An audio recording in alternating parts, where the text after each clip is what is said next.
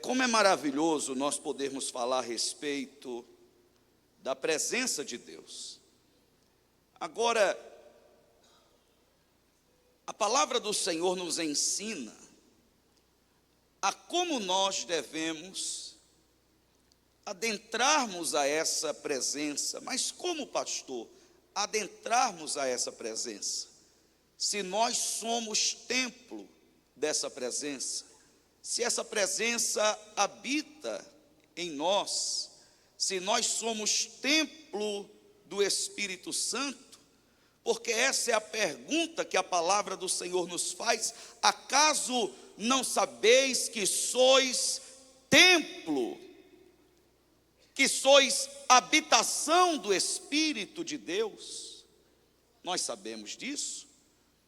Mas em Hebreus capítulo 4, verso de número 16, a palavra do Senhor nos instrui dizendo: acheguemo-nos, portanto, confiadamente. Acheguemo-nos, portanto, com absoluta confiança. Acheguemo-nos, portanto, sem nenhuma dúvida, sem nenhuma ressalva, sem nenhuma performance, sem nenhum disfarce, sem nenhuma fantasia, mas acheguemo-nos, portanto, como verdadeiramente eu sou, como verdadeiramente você é, como verdadeiramente nós somos. Acheguemo-nos, portanto, com confiança junto ao trono da graça, a fim de recebermos misericórdia e acharmos graça para socorro em ocasião oportuna. Eu não sei se você sabe, eu não sei se você tem percebido, eu não sei se você tem fé suficiente para receber essa palavra, mas se você tiver, receba, porque nesses dias que você está dedicando a honrar a presença de Deus, a ouvir a respeito da presença de Deus, a aprender mais a respeito da presença de Deus, a buscar mais pela presença de Deus, eu quero que você saiba que existe socorro para as tuas aflições, que existe socorro para as tuas necessidades, que existe socorro para aquilo que deixa o teu coração angustiado. O socorro de Deus chegou na tua vida, o socorro de Deus chegou na tua casa, o socorro de Deus chegou naquilo que você não conseguiu socorrer. O Senhor chegou antes do inimigo, o Senhor passou na frente do inimigo. O inimigo veio por um caminho, mas quando ele viu que o Senhor chegou, ele retrocedeu por 7 caminhos, porque o socorro de Deus chegou sobre a tua vida. E se você tem fé para crer e para receber, diga glória a Deus nessa noite.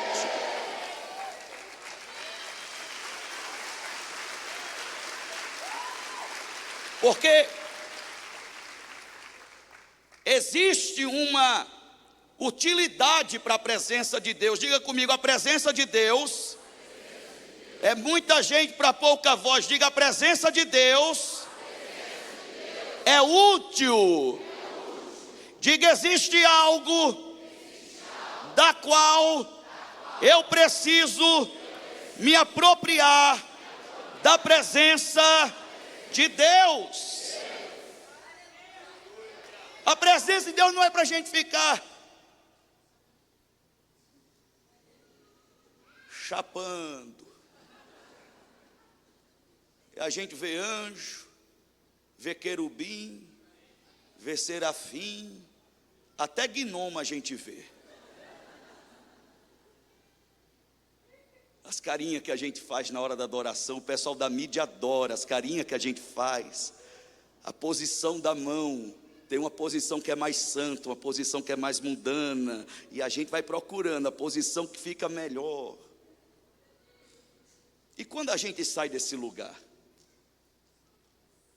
E quando a gente sai desse ambiente? E quando a gente sai dessa atmosfera? Onde está a nossa confiança? Porque quando a gente sai dessa realidade, nós nos deparamos com a nossa realidade. Nós nos deparamos com quem verdadeiramente somos. Nos deparamos com os nossos medos. Nos deparamos com os nossos pecados. Nos deparamos com as nossas fraquezas. Nos deparamos com as falhas do nosso caráter.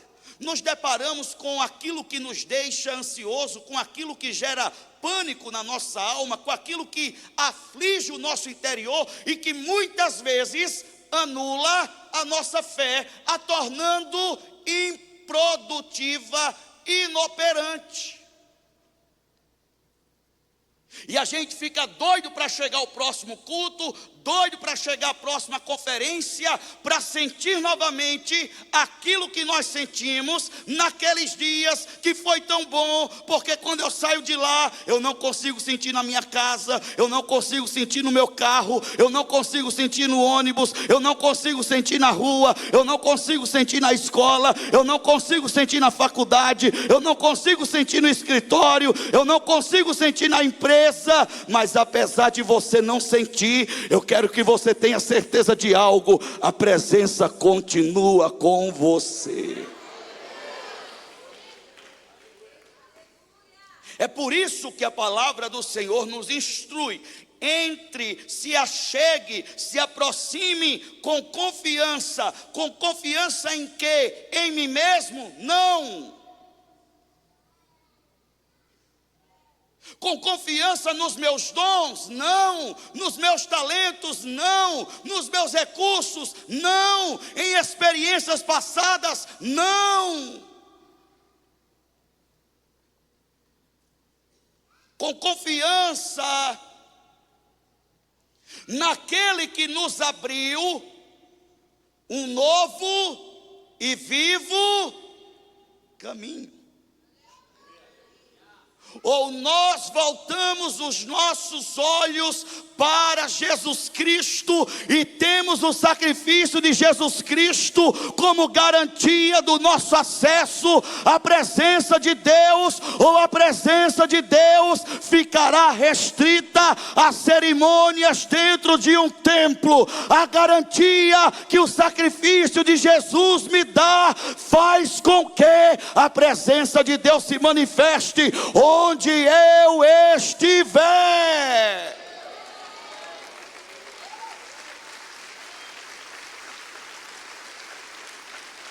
Porque a presença de Deus é inútil para um ambiente como esse. Como assim, pastor? Ela é inútil.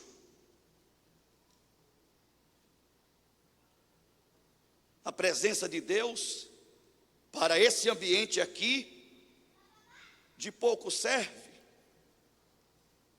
Mas isso é um sacrilégio, não é uma realidade. A presença de Deus só vale quando você sai daquela porta para fora.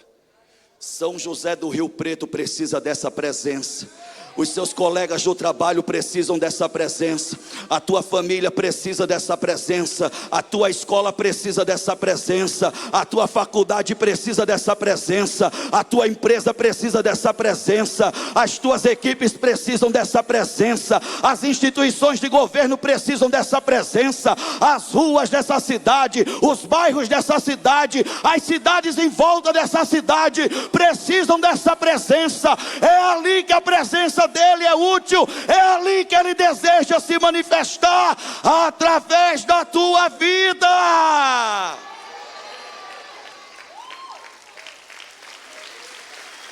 Se for para o Senhor Jesus, faça mais forte nessa noite. Se for para Ele, junto com suas palmas, diga glória a Deus.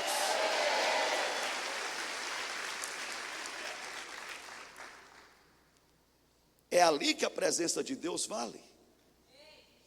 O que você vai levar desses dias é essa confiança. Diga confiança. Diga confiança. Hoje nós ouvimos muito falar a respeito de autoconfiança, de termos autoconfiança. E essa palavra autoconfiança vai tirando os nossos olhos da pessoa certa e colocando os nossos olhos na pessoa errada. E é por isso que nós temos tantos embaraços na nossa vida, porque tiramos os nossos olhos daquele que é o autor e o consumador da nossa fé, e colocamos os nossos olhos na nossa insuficiência, e colocamos os nossos olhos na nossa imperfeição, e colocamos os nossos olhos na nossa limitação, e colocamos os nossos olhos nas nossas dores, e colocamos os nossos olhos nos nossos traumas, e colocamos os nossos olhos na nossa vaidade, colocamos os nossos olhos no nosso orgulho. É por isso que as igrejas têm se tornado mais um ambiente de gladiadores do que um ambiente de servos e servas de Deus. É por isso que as igrejas têm se tornado um ambiente doentio, ao invés de ser um ambiente de cura, porque temos tirado os nossos olhos de quem verdadeiramente importa. Para onde verdadeiramente importa olharmos, os nossos olhos devem estar na confiança do alto e não na autoconfiança, na confiança que diz, que faz o salmista dizer: os que confiam no Senhor são como os montes de Sião, que não se abalam, mas permanecem firmes para sempre. Diga confiança, diga confiança, diga eu preciso confiar verdadeiramente nas garantias do sacrifício de Jesus Cristo. É por isso que o apóstolo Paulo, escrevendo à igreja em Roma, ele diz em Romanos capítulo 8, verso de número 1: agora, pois, já nenhuma condenação há para os que estão em Cristo Jesus. Quando nós pecamos, quando nos deparamos com tentações cedidas, quando nos deparamos com realidades de satisfação de desejos da carne, como é que a gente se sente? Rejeitado, excluído. O jejum que eu fiz, a campanha que eu fiz, a consagração que eu fiz, perdeu-se tudo, não serviu para nada, porque quando era para eu resistir, eu caí. E o que é que o diabo faz? Eu quero que você preste atenção nisso. E eu assisti um filme que eu não aconselho para ninguém, e eu assisti esse filme numa condição muito vulnerável, porque eu fui na casa de um amigo, e esse amigo disse para mim: Bruno, assisti um filme no voo que fala sobre a realidade espiritual de uma forma que eu nunca tinha parado para pensar. Eu disse: não me diga, que filme que é? O Exorcista do Papa. Eu disse: é filme de terror? Ele disse: não, não é de terror, mas tem cenas assombrosas. Eu disse: não me diga. E esse encontro se deu no momento em que a minha esposa estava viajando, a minha esposa Vanessa. Eu queria que você desse uma salva de palmas para ela, para eu ganhar uma moralzinha, que ela deve estar assistindo online, porque amanhã eu vou chegar em casa e vou ministrar fortemente na vida dela, que eu estou a semana toda fora de casa, Fábio, e Jesus vai me usar na vida dela com vitória e poder, em nome de Jesus. Grande será o mistério. Haverá uma cura interior. O vaso de Gideão vai se quebrar e a tocha acesa vai ser erguida. Ô glória!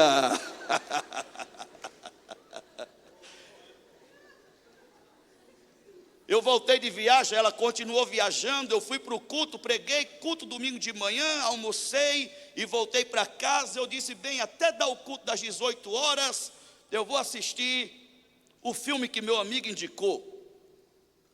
E procurei lá, O Exorcista do Papa. E estava lá na televisão, O Exorcista do Papa. Que eu estava sozinho em casa. E que à noite eu continuaria sozinho em casa também.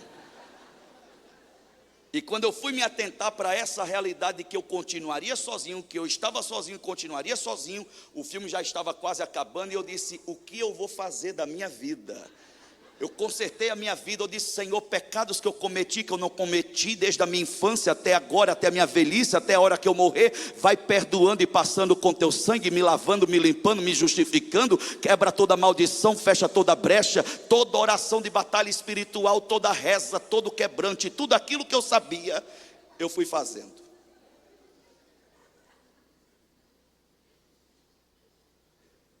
E tem uma cena no filme que o demônio que está incorporado na criança, ele começa a projetar imagens de atos de pecado, tanto do exorcista do Papa, quanto do seu auxiliar, na mente deles. Preste atenção, porque você vai entender hoje o que muitas vezes impede de você acessar um caminho que já está aberto para você. Eles vão entrar no quarto onde está a criança possuída, e o exorcista do Papa olha para o padre e diz: vamos nos confessar. E eles confessam como que, de forma genérica, de forma geral. E eles entram no quarto. E quando eles entram no quarto, o demônio começa a projetar na mente deles cenas de atos pecaminosos que eles haviam cometido. E aquela cena vai roubando deles a confiança, a autoridade, e vai intimidando eles até que eles se sintam condenados por aquela culpa.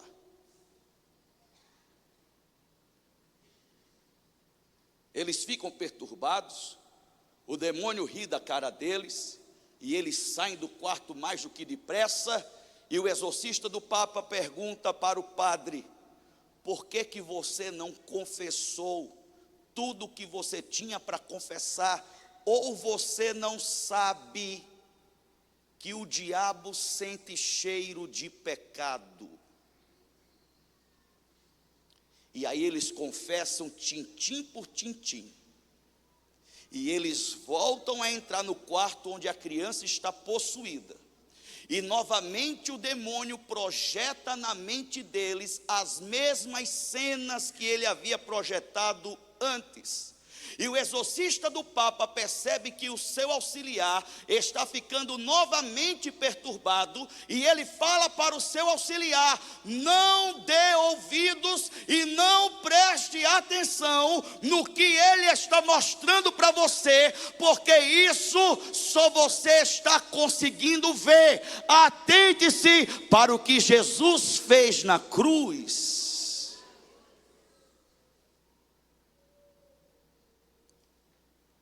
E a estratégia do diabo continua sendo exatamente a mesma, trazendo condenação sobre a nossa vida. Ele consegue anular a nossa fé, e ele consegue impedir o nosso acesso a esse lugar de refúgio, a esse lugar de restauração, a esse lugar de cura, a esse lugar de libertação, a esse lugar de refrigério, a esse lugar de renovo, a esse lugar de esperança, a esse lugar de plenitude, a esse lugar de provisão, de direção, a esse lugar de capacitação, de habilitação, que é a presença de Deus, e que o caminho para a presença de Deus já está aberto e nunca mais será impedido e nunca mais será fechado, porque Jesus abriu o novo e vivo caminho. É por isso que o apóstolo Paulo, ele escreve para a igreja em Roma, dizendo: agora, diga comigo, agora. Não, está muito fraco. Eu soube que o povo de São José do Rio Preto é mais quente do que o sol do céu dessa cidade. Então diga comigo, agora.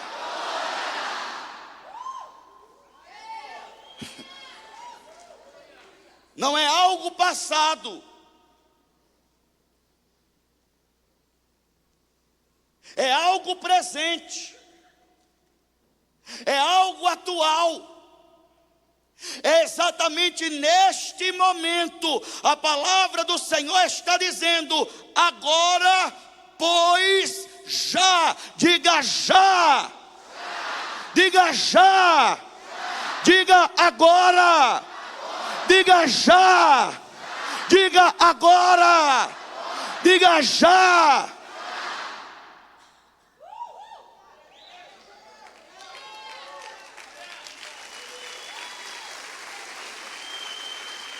Se não fosse suficiente somente o agora, Paulo ainda agrava, príncipe. Ele coloca o já. Ele está dizendo o seguinte: para todo aquele que está sobrecarregado de culpa de pecado, para todo aquele que está sendo todos os dias condenado, acusado, para todo aquele que já tem carregado de forma antecipada o peso de condenação, eu quero declarar uma boa notícia: agora e já, nenhuma condenação mais há para aqueles que estão em Cristo Jesus. Paulo está dizendo nessa noite, a palavra do Senhor está dizendo nessa noite para você e para mim: tudo aquilo que o diabo tenta levantar de impedimento para que você não acesse a presença de Deus, o Senhor está dizendo, está removido. Não existe obstáculo, não existe impedimento. Entre com confiança.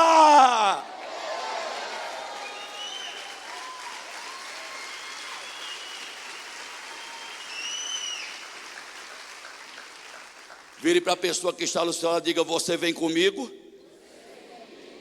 Porque eu estou indo. Se você não for, só você não vai. Porque eu estou indo. Eu vou. Ninguém me segura. Nada me para. O caminho está aberto. O acesso está liberado. Porque eu tenho. Diga: eu tenho uma garantia. Jesus é a minha garantia.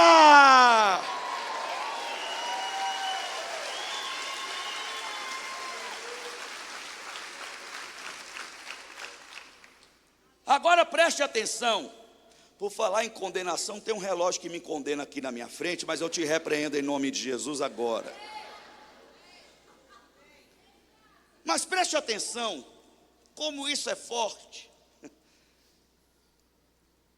Como esse negócio da condenação faz parte da estratégia de um espírito de engano, para que você se sinta excluído, para que você se sinta abandonado, para que você permaneça complexado, inferiorizado, para que você se sinta à margem, marginalizado, para que você olhe para o irmão que está fluindo na presença e fale: eu nunca vou conseguir alcançar esse nível de santidade. Preste atenção, desconfie de gente santa demais e desconfie de gente que você acha que é pecador demais. Sabe por quê? Porque muitas vezes os santos caem, mas os pecadores são levantados. Sabe por quê, querido? Porque o Senhor continua levantando aquele que está caído, e todo aquele que se humilha debaixo da poderosa mão de Deus, no tempo oportuno, Ele o exalta. Olha como isso é interessante, e como essa ideia que o diabo tenta colocar na nossa mente de condenação é uma estratégia tão forte dele, porque ele sabe que se nós compreendermos essa estratégia, nós vamos acessar a nossa verdadeira identidade em Deus, nós vamos acessar o propósito de Deus para a nossa vida, nós vamos acessar todas as promessas dele sobre nós, porque tudo isso está na presença de Deus. E o que mais ele quer é que nós não acessemos essa presença e e gastemos a nossa atenção, nosso tempo com o aspecto da condenação. E eu queria que você entendesse já de forma muito rápida de que não existe e ainda o aspecto de condenação. Nós não estamos no tempo da condenação, ainda chegará o tempo da condenação. Nós estamos no tempo da salvação. Diga: este tempo é o ano aceitável do Senhor. Diga: este tempo é o tempo da salvação. Diga: esse tempo é o tempo da graça. Diga: esse tempo é o tempo da libertação. Diga: esse tempo é o tempo de cura. Mas como é que o Senhor me prova isso? Porque Jesus, ele chega na sinagoga de Nazaré, entregam o rolo do profeta Isaías para ele, e ele procura no rolo onde está escrito a profecia profetizada há tantos e tantos anos antes do seu nascimento. Isaías capítulo 61. Evangelho de Lucas capítulo número 4, verso de número 17 diz: foi-lhe entregue o livro do profeta Isaías, o abriu e encontrou o lugar onde está escrito. O diabo está te condenando? O diabo está falando de você aquilo que você já sabe? O diabo está tentando te lembrar daquilo que Deus já lançou no mar do esquecimento? O diabo está tentando te distrair com as mentiras dele?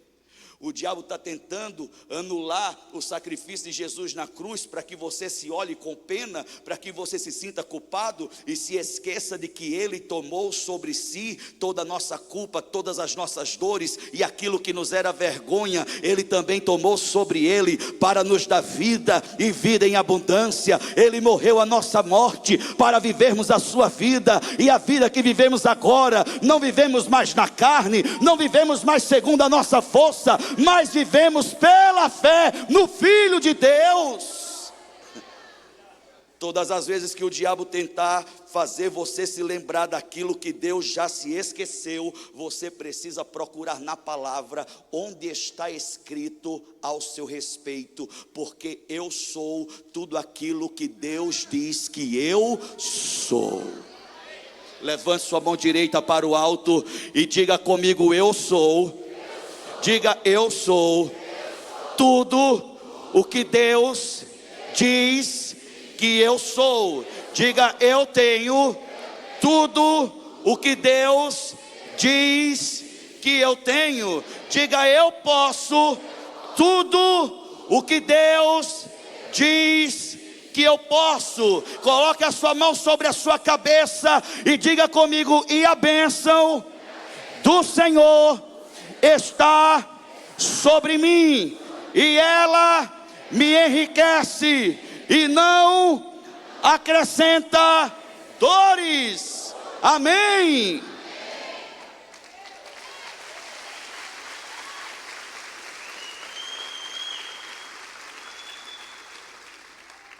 O diabo tenta nos lembrar daquilo que Deus se esqueceu, e nós precisamos nos voltar para a palavra, para o que a palavra diz ao nosso respeito, porque a nossa verdadeira identidade está definida na palavra, e foi o que o Senhor Jesus fez. E sabe onde é que o Senhor Jesus faz isso? Num ambiente de aborto, num ambiente de rejeição, num ambiente de anulação, que era Nazaré, onde ele diz que o profeta não tem honra a não ser na sua própria casa.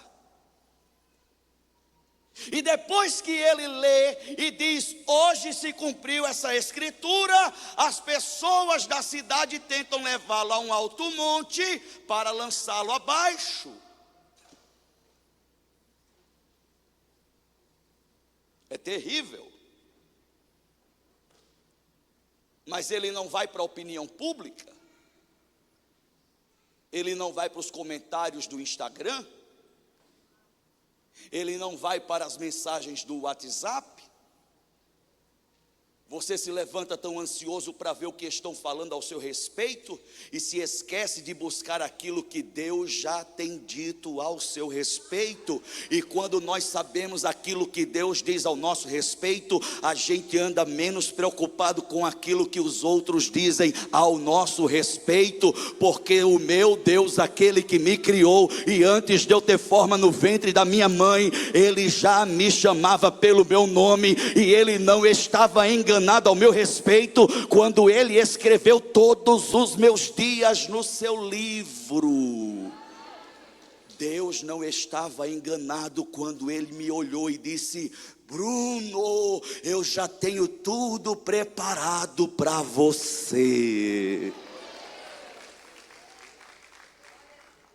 O Senhor Jesus, ele procura e encontra onde está escrito. E ele diz: o Espírito do Senhor está sobre mim, porque ele me ungiu. Diga ele, diga ele me ungiu. O Espírito do Senhor está sobre mim, porque ele me ungiu para, diga para, diga eu sou ungido para. O que é a unção? A unção nada mais é do que o abraço da presença de Deus sobre a sua vida. É Deus fazendo através de você aquilo que naturalmente você não consegue fazer, e aquilo que naturalmente eu não consigo fazer, Deus faz através de mim de forma sobrenatural. Agora, isso não é dom, unção não é dom. Existe algo maior do que o dom, existe algo maior do que o talento, existe algo maior do que o carisma, existe algo maior do que a reputação, existe algo maior do que a habilidade, existe algo maior do que o recurso financeiro, existe algo maior do que a estrutura física. O que é, pastor? É a presença que nos abraça, é a presença que nos envolve, é a presença que nos possui, é a presença que nos escolhe como instrumento para agir, para operar sobre a face da terra maravilhas que o homem não consegue fazer por si só. É por isso que nós devemos devolver para Deus toda a glória. E não existe nada que Deus ame mais do que a sua glória. É por isso que Ele não divide a sua glória com ninguém. Se Deus te usar, você promete devolver para Ele toda a glória? Se Deus começar a mover através da tua vida, você promete devolver para Ele toda a glória? Então levante a sua mão para o alto e diga: toda honra, diga toda honra, toda glória e todo louvor, eu sempre devolverei para o Senhor. Quantos concordam com isso? Digam glória a Deus e dê o seu melhor aplauso nessa noite em nome de Jesus. Ele me ungiu para pregar boas novas aos pobres. Ele me enviou para proclamar liberdade aos presos e recuperação da vista aos cegos, para libertar os oprimidos e proclamar o ano da graça do Senhor. Porque Deus amou o mundo de tal maneira que deu seu único Filho, para que todo aquele que nele crê não pereça, mas tenha a vida eterna. Porque o Filho do Homem não veio para condenar, mas ele veio para salvar. Diga o Filho de Deus. Diga mais forte, Cabana, diga o Filho de Deus não veio para condenar. Diga o Filho de Deus veio para salvar. Diga, este é o tempo dos filhos de Deus. Diga, este é o tempo daqueles que proclamam a salvação.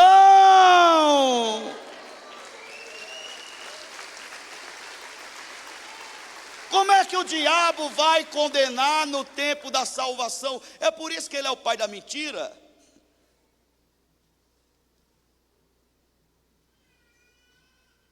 É por isso que ele é o pai da mentira. Porque a informação até pode ser certa, a condenação ela existe e não barateia a graça. Não existe hipergraça. E graça não é validação para uma vida pecaminosa, para uma vida na prática do pecado. Pecado leva o homem para o inferno. Não se esqueça disso nunca.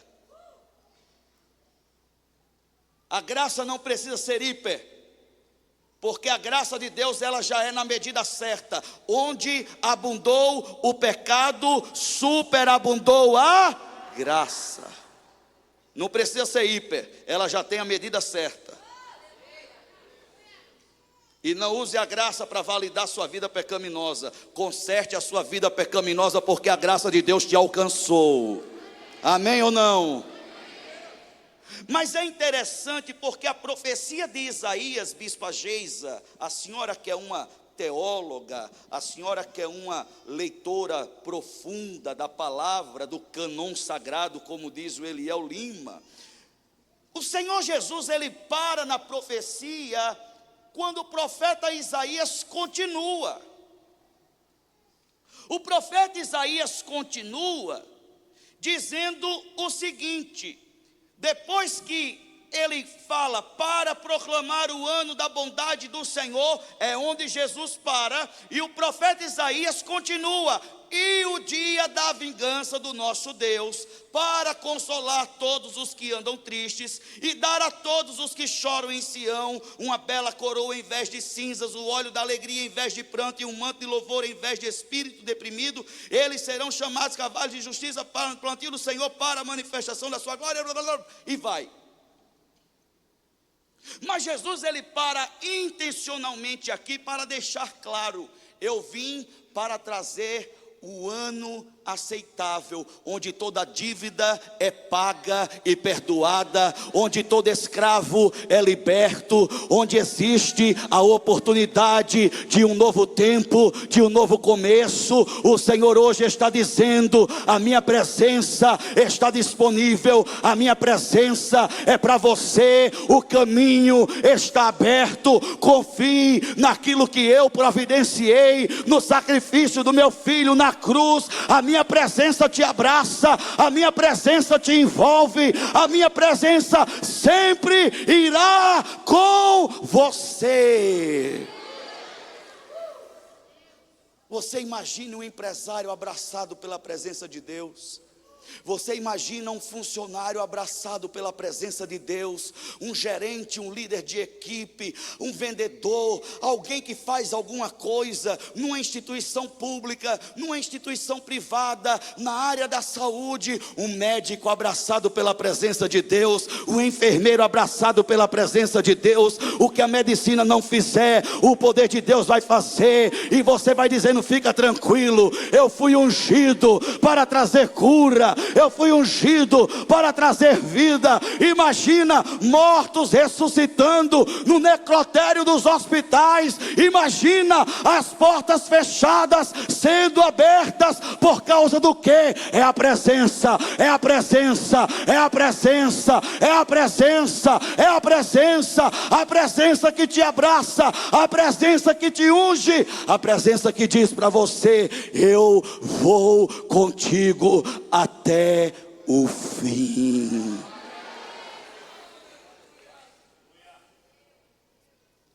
Você não pode sair dessa conferência a mesma pessoa.